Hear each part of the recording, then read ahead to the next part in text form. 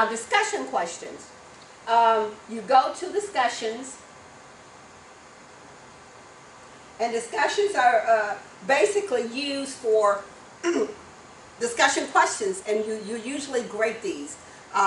With discussion questions, as I said earlier in my PowerPoint, that you definitely want to have students to do an initial discussion question and also reply to either one or two of their classmates. And I have a grading rubric, which is very important, and I tell them how many words to put. So if I say 600 words, that means just about almost a page.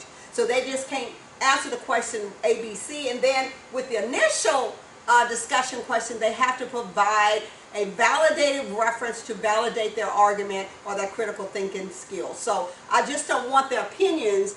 I want them to really think about what they think and how they can validate that with a source. So that's how I do my discussions. I don't do pen discussions because I want them, but that's your option. You can do that if you want to. But I usually give, depending on the length of the course. Now, if we're dealing with 15 weeks in a semester, fall and spring semester, the best practices is at least 10 discussion questions that term. And I know that can be very time consuming because right now I have a class of 30 students, and every week I am reading discussion questions, initial responses, and replies. And the replies must be between 250 and 300 words minimum. So it gets the students to know to work within Canvas, to occupy that time. We talked about, well, we don't say 3 hours or whatever, but if they actually do the work and do it well, they can spend a number of hours within Canvas doing their work, and that's what you want them to do. So let's say, for example, I want to do an announcement. You go up to plus announcement and click on that. I'm sorry, discussion. And then here I usually put a Q, discussion 1. I usually put Q1.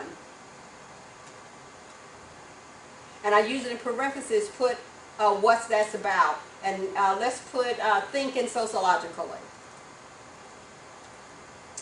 And in the rich editor box, then I may say something like C. Wright Mills,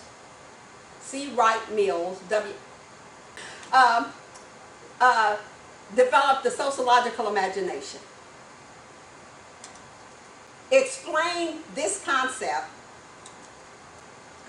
by looking at an urgent social problem like crime, for example, crime, in your community.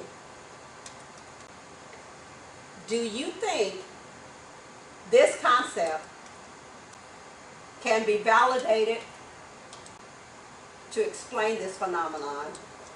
How and why?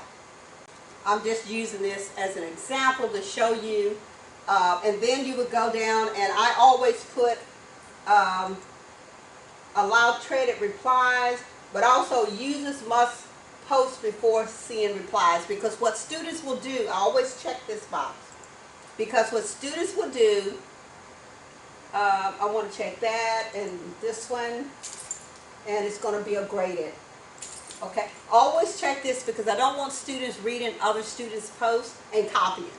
So in order for them to reply, they have to reply first before to the initial discussion question before they can see other students. And this really works well because you want them to provide their own interpretation of the discussion question.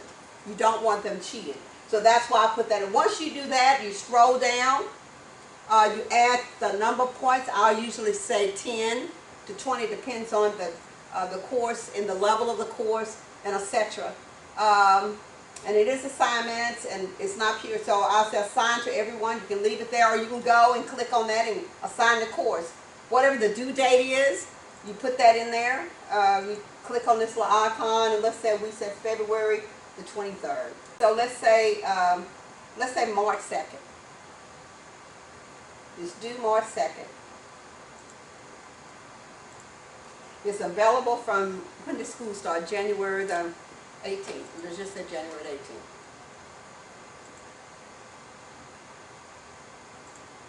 And it will be due on March 2nd. So basically what you're saying to the students, you have a lot of time. If you want to read ahead to complete this assignment, you can be proactive and you can do that. I think that's very good, because the reason for this is to make sure that students can't say, well, I couldn't see it and get it done, or I'm working, or they have all these excuses not to do their assignments. I do not and will not accept discussion questions late under any circumstances, simply because they have the whole term to get it in. I don't want to hear it. And trust me, if it's not in at the designated time, 11:59, they get a 0. No excuses. And that is basically, you hit save and publish, and it is ready to go, and it will show up as the discussion question 1. And you repeat this process, and you go back to discussions to do discussion question 2. Okay? And of course, if you want to edit, you can, but you don't have to. And I do that until I have fulfilled all of the discussion questions that I want for that particular semester. And let me also stress that if you're teaching summer 1 and summer 2, for summer 1, you want to do 4 discussion questions, and for summer 2, 5. So you have to have discussion questions. They are critical for fully online courses. You cannot have a fully online course without them. And if you're not going to use discussion questions, your class is not considered either hybrid nor fully online. And that is it. I hope you understand that for announcement and discussion questions. Thank you very much.